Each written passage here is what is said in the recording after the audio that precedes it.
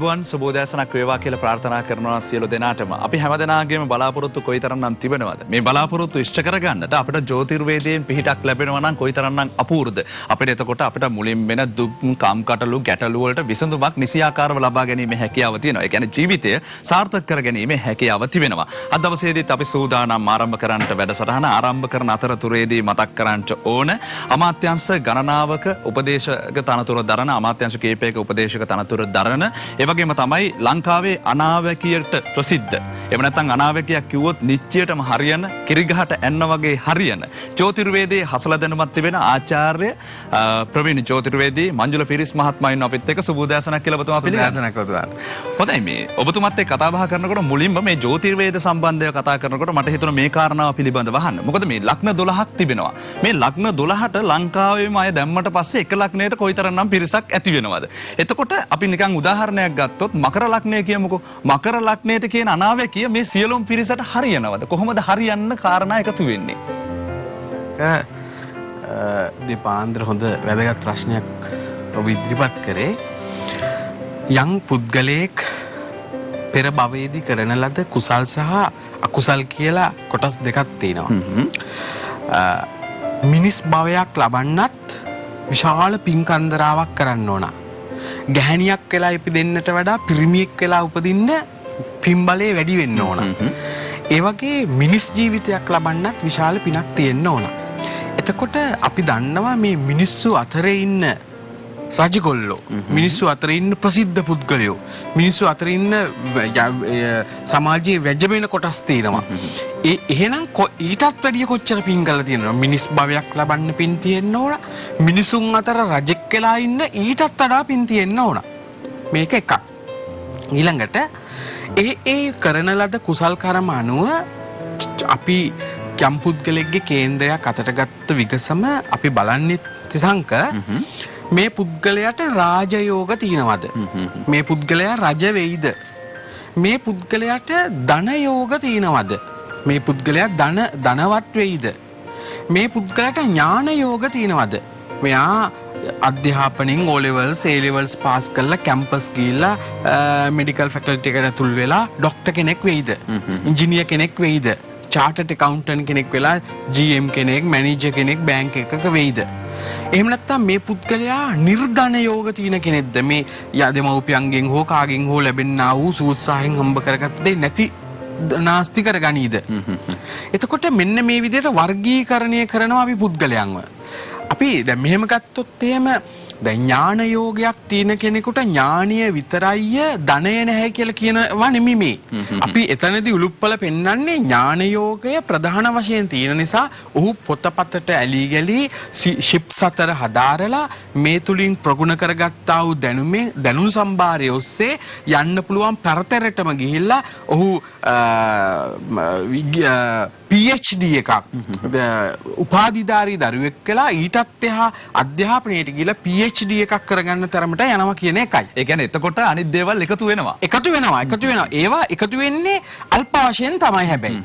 එතකොට ධනයෝග තියෙන පුද්ගලයෙක් ගත්තම ඔහු පොඩි කාලේ ඉඳන්ම බිස්නස් වලට දඟලලා සූර වීර වෙලා එහෙම් පැනලා මෙහෙම් පැනලා සල්ලි හරි හම්බ කරගත්තට සමහර වෙලාවට ඔහුට අර බුද්ධිමත් පුද්ගලයාත් එක්ක සාපේක්ෂව බලනකොට ඥානෙ නැහැ.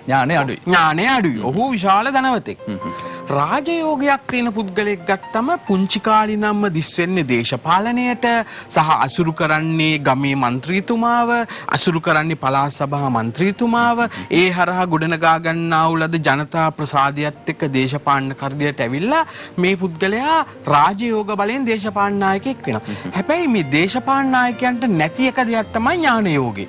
පොඩ්ඩක් ඥාන යෝගේ නැහැ. අඩුයි. ඉතින් ඒ නිසා හැබැයි ඉතින් රාජයෝග බලයෙන් රජ වුණාට ඥාන යෝග්‍ය ටිකක් මදි නිසා තමයි පොඩි ප්‍රශ්න රටක් තුල ඇති වෙන්නේ.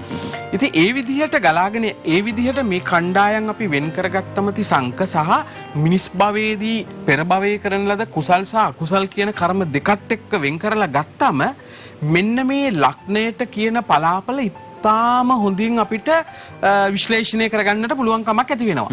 ඒ කොහොමද අපි අද ගත්තොත් දැන් තිසංක කිව්වා මකර ලග්නයට කියලා.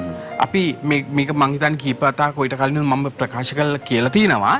අපේ මකර ලග්නයේ පුද්ගලයෙක් ගත්තොත් එහෙම ඒ පුද්ගලයා ඉන්නේ අද මිනිස්ටර් කෙනෙක්, ඇමති කෙනෙක්. තව පුද්ගලයෙක් ගත්තොත් මකර ලග්නයේ ඔහු සාමාන්‍ය සේවකයෙක්. තව පුද්ගලයෙක් ගත්තොත් ඔහු රැකියාවක් කරන්නේ නැති gedara සිටින කෙනෙක්. රැකියාවක් හොයන කෙනෙක්. තවත් මකර ලග්න කෙනෙක් ගත්තොත් පාසලේ ඉගෙන ගන්න දරුවෙක්. දැන් මම කියනවා මේ මකර ලග්නයට මේ කාලෙදී විශාල මුදල් සම්භාරයක් ඔබට ලැබෙනවා. එතකොට මේ පුංචි දරුවට පාසල් යන දරුවට කොහොමද මුදල් සම්භාරය ලැබෙන්නේ? එතකොට එහෙනම් මේ ලග්න පලාපල වැරදිද? බොරුද? නෑ. මේක හරියට හරි කිරිගහට යන්න වගේ හරියට හරි හෙට හිරු පායනවා සත්‍ය නම් හරියට හරි ජ්‍යොතිර්විද්‍යාවට ජ්‍යොතිර්වේදියෙකුට තුන්වෙනි ඇසක් තිබිය යුතුයි. ජ්‍යොතිර්විද්‍යාව හරියට හැසිරිය යුතුයි. ජ්‍යොතිර්විද්‍යාව අරගෙන එන පුද්ගලයා සාමාන්‍ය ජනතාවත් එක්ක තියෙන අන්‍යෝන්‍ය සම්බන්ධතාවය හරියට තේරුම් ගත යුතුයි. මේ ජ්‍යොතිර්විද්‍යාවේ මේ කේන්ද්‍රවල සැඟිලා තියෙන රස මුසුතෙන් සොයාගෙන යා යුතුයි. ඒ ඔස්සේ කියන පලාපල හරියටම හරි ඒක වර්ධින්නේ 10%කට පමණයි. 100%ක් හරියන්නේ නැහැ.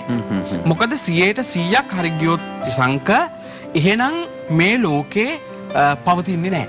ඒ කියන්නේ සියලු දෙනාටම එතකොට හොඳයි. හොඳයි. ඒ කියන්නේ 100%ක් කිසිම දෙයක් ජ්‍යොතිර්විද්‍යාව හෝ වේවා, මන්ත්‍ර විද්‍යාව හෝ වේවා, වෛද්‍ය විද්‍යාව හෝ වේවා මොනම විෂයක්වත් 100%ක් හරියන්නේ නැහැ. ඒකට හේතුව තමයි අපි එතන ඒකත් විසඳගෙන යන්කෝ. අපි ගමු සෛල්‍ය වෛද්‍යවරයෙක්. මේ වෛද්‍යවරයා අති දක්ෂයි. අත තිබ්බත් රෝගියා සුව වෙනවා කියලා තමයි ප්‍රචලිත. මේ ඉගෙන ගැනීම සම්බන්ධයෙන් ඇමරිකාවේද යුකේද හැමතැනම ගිහලා ක්වොලිෆයිඩ් ડોක්ටර් කෙනෙක්. උපාධි ගණනාවක් තියෙනවා. ඒ විතරනේ එක්ස්පීරියන්ස් එක පළපුරුද්ද මේ වෛද්‍යවරයාට ගාල්ලේ ඉඳලා තියෙනවා, කරාපිටියේ ඉඳලා තියෙනවා, අතන ඉඳලා තියෙනවා. මෙතන දැන් කොළඹට ඇවිල්ලා අති දක්ෂ සෛල වෛද්‍යවරයෙක්. මේ වෛද්‍යවරයා ගාවට අපොයින්ට්මන්ට් නැහැ. දානවා හොගාලා channel. ඇවිල්ලා රෝගීන් දසදහසක් එක දවසේ පොලිම ඉඳලා පොරක් කාලා තමයි බෙහෙත් ගන්න. නමුත් මේ වෛද්‍යවරයා ඇත්තටම දක්ෂයි, ඇත්තටම බුද්ධිමත්, හරියටම හරි. නමුත් මේ වෛද්‍යවරයා ගාවට එන රෝගීන් එක දවසකට channel service එකට එන 50ක් ආවොත් තිසංග 45 දෙනෙකුට සුවය ලැබුණට 5 දෙනෙකුට සුවය ලැබෙන්නේ නැහැ. ඒ අය ගේන කර්මය අනුව. අන්න ඒකයි අපේ පිනක් තියෙන්න ඕන වෛද්‍යවරයාට මතු කරලා අරගන්න. අපිට පිනක් නැත්තම් අපි ජ්‍යොතිර්වේදිය ගාවට ගියත්, බටහිර වෛද්‍යවරයා ගාවට ගියත්, ගමේ පන්සලේ හාමුදුරුවෝ ගාවට ගියත්, කතරගම මහදේවාලයට ඇතෙබ්බරට පුද පූජා අරගෙන ගියත්, දෙවියන්ට වුණත් අපිට යම්කිසි දෙයක් දෙන්න අපෙත් පෙර භවයේ කරන ලද පිනක් තිබිය යුතුමයි. ඒ පින නැත්තම් පින මතු කරලා දෙන්නේ කොහොමද දෙවියනි? ඊළඟට දැන් අර මකර ලග්න ප්‍රශ්නේ විසඳන්න ඕන. මේ දරුවට දැන් මම කියනවා අද සමුද උදේ පාන්දර මේ දෙරණ නාලිකාව ඔස්සේ මකර ලග්නයට ධනස්කන්ධයක් ලැබෙනවා. නමුත් මේ ඉස්කෝලේ යන දරුවෙකුට ධනස්කන්ධයක් ලැබෙන්නේ කොහොමද කියන එක ගෙදර අයටත් ප්‍රේලිකාව. මෙන්න මේක විසඳෙන්නේ මෙහෙමයි. යැපෙන්නේ කියන්නේ දරුවෙක්. යපන්න කියන්නේ තාත්තා. යැපෙන්නා සහ යපන්නා අතර ලොකු කම්බයින් නෑ, ලොකු සම්බන්ධතාවයක් තියෙනවා. එහෙනම් යැපෙන්නාට තිබුණා නම් ධනස්කන්ධයක් ලැබෙන්න පුංචි දරුවා නිසා යපන්නා කියන තාත්තගේ ලක්ෂණය කුමක් වුණත්, තාත්තගේ වෙලාවේ කොච්චර අපල තිබුණත්, තාත්තට ඒ වෙලාවේ කොච්චර බාධක තිබුණත් අර දරුවාගේ වාසනාවට තාත්තට ලැබෙනවා ධනස්කන්ධයක්. දරුවට හැන් බේකන් කන්න, චීස් පුඩින් කන්න, හොඳ එක්ස්පෙන්සිව් වටිනා කියන ඇඳුමක් පැළඳුමක් අඳින්න සහ ඒ දවස් කීපේ ඒ දරුවට වෙනදට වැඩිය සතුටෙන් ගත වෙන්න පොතක්, පෑනක්, පැන්සල් පෙට්ටියක්, අලුත් බෑග් එකක්, අලුත් සපත්තු දෙකක්, අලුත් මේස් දෙකක්, අලුත් ඇඳුමක් ගන්න පුළුවන් විදිහේ වාතාවරණයක් ගෙදර ගොඩ නැගෙනවා. තාත්තටත් එකපාරට අදහස් එන්නේ සල්ලි කුට්ටිය ලැබුණු ගමන් මම මේ දරුවට මේ අඩුපාඩු ටික හරන් දෙන්න ඕන කියන එකයි. බලන්න මේක වක්‍රව බලපාන ආකාරය. හොඳින් ගැලපෙන හැටි. එතකොට අපි හිතනවා රැකියාවක් නැති පුද්ගලයෙකුට ධනස්කන්ධයක් ලැබෙනවයි කිව්වොත් ගමින් අක්කා එනවා, අක්කා ඇවිල්ලා මල්ලිගේ සැප දුක් අහනවා, සල්ලි ටිකක් දීලා යනවා මල්ලියේ වියදමට තියාගන්න කියලා. ඒ අතරේ පෝස්ට්මන් එනවා සුබ ආරංචියක් අරගෙන තමන්ව රැකියාවට සිලෙක්ට් කරගත්තා, එන්න මේ සම්මුඛ පරීක්ෂණයට එතනදි කියන ඔබට මෙච්චර වැටුපා සල්ලි ලැබුණ නැතත් සල්ලි ලැබෙනවා කියන වචනය මනසට ගොඩාක් සැහැල්ලුවක් දෙන මානසික සුවයක් ඇති වෙන දවසක් බවට සතියක් බවට පත් වෙනවා. රජතුමාට නම් ඉතින් කොහොමත් ලැබෙනවනේ, කොහෙන් හරි ලැබෙනවනේ, කොමිෂන් එක හරියනවනේ. ඒක ගැන අපි එනිසා කතා කරන්න ඕනේ නැහැ. මෙන්න මේ විදිහට මේක අපිට ගැළපෙන ආකාරය හොඳට සිහිබුද්ධියෙන් කල්පනාවෙන් බලලා තේරුම් ගත යුතුයි. හොඳ පැහැදිලි කිරීමක්. ඔන්න ඔබට පැහැදිලි කිරීම ඉතාමත් වටිනවා. ඒ නිසා තමයි මේ පැහැදිලි කිරීම කරගත්තේ. දැන් ඔබට හැකියාව තිබෙනවා අද දවසේදී මේ සතියේදී ඔබගේ ජීවිතයේ කල දවස ගෙවෙන්නේ කොහොමද? ලග්න පලාපල කෙරෙහි යොමු වෙන තමයි අපි අවස්ථාව උදා කරගන්නේ. ඔව්. ඔතිසංක උරක් කියලා දෙපාන්දර ඔෆිස් එකට යන්නේ නැතුව බලන් ඉන්නවා මේ ලස්සන දෙරණ ඔස්සේ පාර කියන තාරුකා වැඩසටහනින් මංජුල පීරිස් අද අපේ ලක්නයට කුමක් කියයිද? ඒ කියන පලාපල අනුව මම සතිය කළමනාකරණය කරගෙන ජීවිතය ගත කරනවා කියලා විශාල පිරිසක් අද මේ වෙනකොට රටේ ලෝකේ ඇමරිකාව, ඕස්ට්‍රේලියාව, එංගලන්තය, කැනඩාව ආදී නොයෙකුත් රට රාජ්‍යවල ඉඳන් බලාගෙන ඉන්නවා. ඒ අයට නම් පේන්නේ අද රැට ඉන්ටර්නෙට් එක අන්තර්ජාලය ඔස්සේ තමයි අය නරඹන්නේ. කොහොම වුණත් මහත්තයාගේ ටයි එක නෝනා තද කරන ගමන් ටීවී එක දිහා බලනවා. මහත්තයාත් හැරි බලනවා. කිරියක බොන ගමන් දෙරණ නාලිකාව දිහා බලනවා. එතකොට තමන්ගේ ගොඩක් දෙනෙක් මට ප්‍රකාශ කරනවා තිසංක හම්බුණු වෙලාවේදී අපි සවුන්දට නම් අපේ බොස්ගෙන් බැනුම් අහනවමයි. මොකද විනාඩි කිහිපයක් පමා වෙලා තමයි අපි වැඩපළට යන්නේ. අපිට සමහර වෙලාවට රතු ඉර වදින ඔබතුමා නිසා. ඒත් අපි මේ වැඩසටහන නරඹලා යන්නේ. එහෙම මට යම් හේතුවකින් නරඹන්න බැරි වුණොත් මගේ මහත්තයාගේ දුරකථනය ඔන් කරලා ටීවී එක ළඟින් තියෙනවා මම ඔෆිස් එකේ ඉඳගෙන අහගෙන ඉන්නවා. හැබැයි මම ඔෆිස් එකේ ඉඳන් අහගෙන හිටියට මිනිස්සුන්ගේ වැඩ අතපසු කරන්නේ නැහැ. ඒකත් කරන ගමන් තමයි මම මේක අහන්නේ. තවත් කට්ටියක් කියනවා අපේ මහත්තයා මේක රෙකෝඩ් කරලා තියෙනවා. නැත්නම් අපි වෙනත් දැන් ටීවී වල තියෙනවානේ හවසට ඇවිල්ලා බලන්න පුළුවන් විදිහේ අලුත් තාක්ෂණ ක්‍රම. ඒ ඔස්සේ බලනවා. නැත්තම් අන්තර්ජාලයට ගිහිල්ලා බලනවා ආදී මේ වශයෙන් අපි ලග්න පලාපල නම් අතාරින්නේ නැහැ. ඒ ඔස්සේ අපි සතිය කළමනාකරණය කරගන්නවා. අපිට නම් කියන දේ ඒ විදිහටම හරියනවා වරදින්නේ නැහැ. ඉතින් මේවා කියනකොට තිසංක ජ්‍යොතිර්වේදියෙක් වීම සම්බන්ධයෙන් පුදුම සතුටක් ලැබෙන්නේ. මේක තවත් උනන්දු වෙලා මේ පලාපල හදාගන්න, ලියාගන්න සහ ගලපලා කියන්න ඇත්තටම ලොකු ශක්තියක් සහ ධෛර්යයක් ලැබෙනවා. එහෙනම් අපි බලමු තවත් කතා නොකර මේස ලග්නෙන් උපන් ඔබට කොහොමද කියලා මේ සතිය. දුරුතු නවන් මැදින් අවසන් වෙලා බක් මාසෙට අතවනන අවසන් සතිය මේ. ඔබ සිත විනෝදයට බර වෙන සතියක්. ඔබ ක්‍රීඩාවක නියැලෙන කෙනෙක් නම් අර්ධ සතකයක් ලබා ගන්න ඔබට අනිවාර්යයෙන්ම පුළුවන් වෙනවා. නැත්තම් ඔබ වෙනත් ක්‍රීඩාවක නිරත වෙන කෙනෙක් නම් ඔබට ක්‍රීඩාව තුළින් දස්කම් විස්කම් පාන්න පුළුවන් වෙන සුබ සතියක්. හැබැයි ඔබ විනෝදයට බර වුණත් ක්‍රීඩා කරත් ඒව ජයග්‍රහණය ලැබුවත් සතුටු වෙන්න අවස්ථාව ලැබුණත් අපි සමහර වෙලාවට කියන්නේ අද මම දවල්ට ආහාර ගත්තට බඩ පිරුන්නේ නෑ වගේ. මොනවා හරි පොඩ්ඩක් දාගත්තොත් හොඳයි බඩට. කෑවට දැනුන්නේ නෑ වගේ. ඒකේ ටේස්ට් එක වැරදිද දන්නේ නෑ. ඒ වගේ අපි සමහර වෙලාවට කියන්නේ. ඒ වගේ මේ සතියේ මේ දවස මේ දින කීපය ඔබට ඔබ වින්ද සතුට ලැබෙන්නේ නෑ වගේ. මොකක් හරි හිතේ තව gedara ප්‍රශ්නයක්. මොකක් හරි බිරිඳත් එක්ක හුවමාරු වෙලා ආපු වචනයක් නිසා ඒක හදවතේ පැත්තක ඇදුම් කනවා රිදෙනවා. ඒ නිසා දෝ මෙතන වුණු සතුට ඇඟට දැනුනේ නෑ. අන්න ඒ වගේ කොච්චර විනෝද වුණත් කොච්චර ක්‍රීඩා කරත් ඒ වගේ විශිෂ්ට ප්‍රතිඵල ලැබුණත් ඔබට මේ සතියව ඇඟට දැනෙන්නේ නැති ගතියක් ඇති වෙන සතියක්.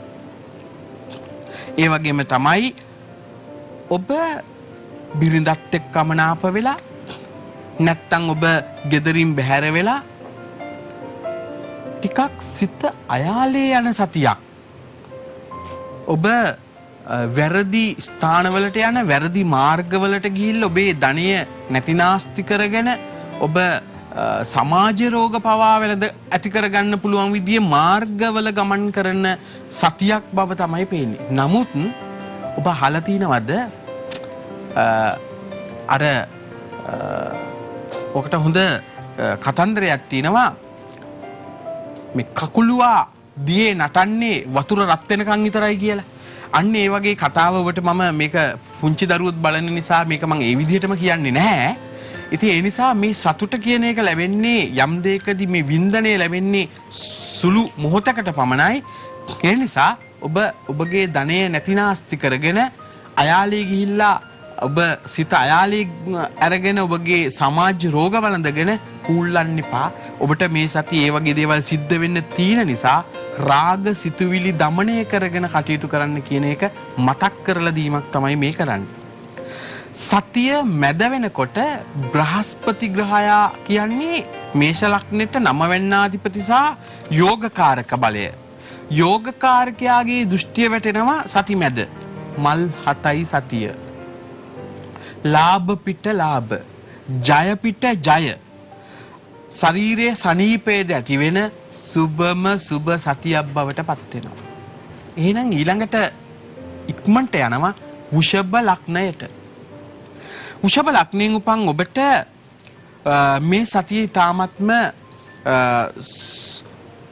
සුබ සතියක්. රවි කුජ සිකුරු කියන ග්‍රහයෝගයක් ඔබගේ 11 යන්න කියන අයස්ථානයේ දෙනවා. 11 යන්න කියන අයස්ථානයේ රවි සිටීමෙන් අරිටු දෝෂ භංග වෙනවා කියලා තමයි අපිට ජ්‍යොතිෂය උගන්වලා තියෙන්නේ. ඉතින් ඒ නිසා ඔබගේ ලග්නාධිපති සිකුරු මීන රාශියේ බලවත් වෙලා රවි කුජත් එක්ක යෝග වෙලා ඉන්න මේ සතිය අරිටු දෝෂ භංග වෙන හිතවතුන් සමග කාලය ගත වෙන හිතවතුන්ගේ ඇසුර ඇති වෙන එම නිසා හිත ජොලියෙන් ගත වෙන සුබ සතියක්. හැබැයි ඔබ විනෝදයට කාලය ගත කරන්න ගිහිල්ලා අත්‍යවශ්‍ය පැවරෙන රාජකාරී කීපයක් අතපසු වෙන්න පුළුවන්. මෙන්න මේවා තමයි අපි කළමනාකරණය කරගන්න ඕන. රාජකාරියත් හරියට කරගෙන, දේවකාරියත් ඉෂ්ට කරගෙන, තමන් විනෝදයක් ලබාගෙන කටයුතු කරන්න සතිය වැඩ කටයුතු ධනය සියල්ල කළමනාකරණය කරගත යුතුයි. ඒ වගේම තමයි ගෙදර පිරිසිදු කරගන්න ඔබ ගොඩක් දුරට හිතනවා. දැන් බක් මාසෙ වෙනකොට ඉතින් කොහොමත් ඕක සිද්ධ වෙනවනේ. කල වොෂ් කරන්න. ගෙදර තියෙන අහුමුළු වල මකුණන්ගේ දැල් කඩලා දාලා තිබුණු සෝපායක වෙන තැනකට ගෙනියලා තියාලා අලුත් තිර අලුත් කර්ටන්ස් දාලා අවුරුදු කුමාරයට වඩින්න ගේ පිරිසිදු කරන සතියක් නිසා ඔබ කාලයක් නිසා මේ සතිය ඔබ ඒ වගේ දෙයකට යොදා ගැනීම කාලෝචිතයි කියලා මම හිතනවා. ඒ වගේම තමයි ආදර සංග්‍රහයකට ඇරියුම් ලැබෙන ආදරයෙන් එය ඔබට භුක්ති විඳින්න දිවපිනවන්න පුළුවන් වෙන මේ අතරේ තෑගි බෝගත් ලැබෙන සුබ සතියක්. හැබැයි ජීවිතයේ සැමදාමත් සැප ලැබෙන්නේ නැහැ. සිනාවෙවි කල් ගෙවන්න බෑ. ඔබ සතියේ මුල මේ වගේ බොහොම සතුටු සාමිච්චියෙන් ගත කරාට සති මැද අටවැන්නාධිපතිගේ බැල්මත් එක්ක දුක් මුසු වෙන තිබුණු සතුට නැති වෙන බාල්දි පෙරලෙන සහෝදරී ගැටුම් මතභේද ඇති වෙන වඳින්න ගිය දේවාලයේ ඉහේ කඩන් වැටෙන සතියක් බවට සතිය පරිවර්තනය වෙන්න පුළුවන්. ඒ නිසා ඔබ ඉතා හොඳින් දැනගත යුතුයි මේ සතියේ මුල සතුටු වෙනකොට සතිය අග අපිට මෙහෙම වෙන්න තියෙනවා. ඒ නිසා අපි සතිය ගත කරන්න ඕන කොහොමද කියන වග. ඊළඟට බලමු මිථුන ලග්නෙන් උපන් ඔබට මේ සතිය කොහොමද කියලා. මිථුන ලග්නයට යන්නට පෙර අපට කෙටි විරාමයක් ලබා ගන්න අවස්ථාව සිද්ධ වෙනවා. විරාමයෙන් අනතුරුව මිථුන ලග්නය පිළිබඳව අවධානය යොමු කරමු. ඔහොම රැඳී සිටින්න අපි සූදානම් විරාමයට යන්න.